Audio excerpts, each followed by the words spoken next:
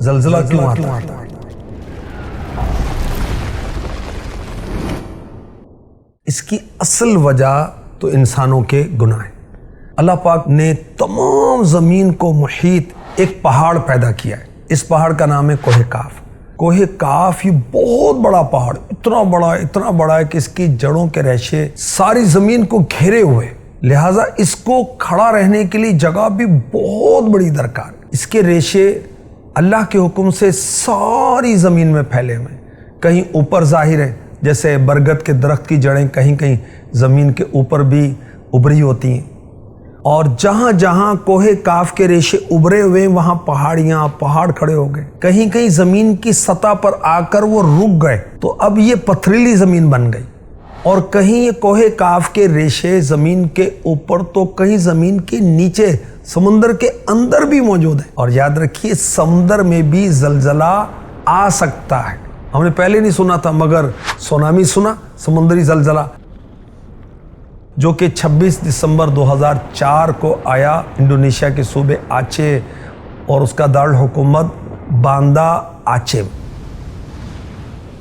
جہاں جہاں کوہ کاف کے ریشے ہوتے ہیں اس کی اوپری زمین بہت نرم ہوتی ہے، جس جگہ زلزلہ بھیجنے کا اللہ پاک ارادہ فرماتا ہے تو کوہ کاف کو حکم دیتا ہے کہ وہ اپنے وہاں کے ریشے کو جنبش دے، ہلائے۔ صرف وہیں زلزلہ آئے گا جس جگہ کے ریشے کو حرکت دی گئی، اور جہاں ہلکے زلزلے کا حکم ہوگا وہاں ریشے کو ہلکا سا ہلاتا ہے، اور جہاں حکم ہوتا ہے کہ شدید جھٹکا دے تو وہاں کوہ کاف بہت زور سے اللہ کے حکم سے اپنا ریشہ ہلاتا ہے۔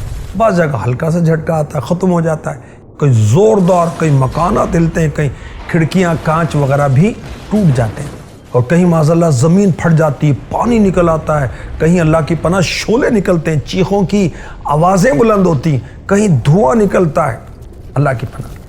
تو زلزلے کیوں آتے ہیں میں آپ کو قرآن پاک کی آیت بھی سناتا ہوں۔ ظَهَرَ الْفَسَادُ فِي الْبَرِّ وَالْبَحْرِ بِمَا كَسَبَتْ أَيْدِي النَّاسِ لِيُذِيقَهُمْ بَعْضَ الَّذِي عَمِلُوا لَعَلَّهُمْ يَرْجِعُونَ۔ چمکی، خرابی، خشکی اور تری میں ان برائیوں سے جو لوگوں کے ہاتھوں نے کمائیں تاکہ انہیں ان کے بعض کوتکوں یعنی اعمال کا مزہ چکھائے، کہیں وہ باز آئیں، اللہ کی پناہ۔ اس کے تحت تفسیر صراط الجنان میں ہے یعنی شرک اور گناہوں کی وجہ سے خشکی اور تری میں فساد آتا ہے، قحط سالی، بارش کا رک جانا، پیداوار کی قلت، کھیتیوں کی خرابی، تجارتوں کے نقصان، آدمی اور جانوروں میں موت، آگ کا لگنا، غرق ہونا، بے برکتی، بیماریاں، بے سکونیاں وغیرہ ظاہر ہوتی ہیں، اور طرح طرح کی پریشانیاں۔ کس لیے؟ کہ اللہ پاک انہیں آخرت سے پہلے دنیا میں ان کے برے کاموں کا مزہ چکھائے۔ کس لیے؟ تاکہ کفر سے باز آئیں، گناہوں سے باز آئیں اور توبہ کریں۔ تو معلوم ہوا گناہوں کی وجہ سے لوگ ہزاروں قسم کی پریشانیوں میں مبتلا ہوتے ہیں، اور احادیث سیاح سے بھی ثابت ہے کسی قوم میں اعلانیہ بے حیائی پھیل جائے تو ان میں طاعون یعنی پلیگ اور مختلف امراض ہو جاتے ہیں، ناپ تول میں کمی ہوتی، قحط آتا ہے، ظالم حاکم مقرر ہوتا ہے، زکوٰۃ نہ دی جائے بارش رک جاتی ہے، اللہ پاک اور اس کے رسول کا عہد توڑا جائے دشمن مسلط ہو جاتا ہے، لوگوں کے مالوں پر جبری قبضہ کرنے کی وجہ سے اللہ پاک کی کتاب کے مطابق حکمرانوں کے فیصلے نہ کرنے کی وجہ سے لوگوں کے درمیان قتل و غارت گری ہوتی ہے، سود خوری کی وجہ سے زلزلے آتے ہیں، شکلیں بگڑ جاتی ہیں، اللہ کی پناہ۔ فاروق اعظم رضی اللہ تعالی عنہ فرماتے ہیں بے شک زلزلے زنا یعنی بدکاری کی کثرت سے آتے ہیں، استغفر اللہ، قحط سالی بد کردار قاضی و ظالم حکمرانوں سے آتی ہے۔ زلزلہ ہے تو کیا کرنا چاہیے؟ کون سا وظیفہ پڑھنا چاہیے؟ زلزلہ یہ سمجھیں کہ اللہ پاک اپنے بندوں کی گرفت کر رہا ہے، تو اب کیا کریں؟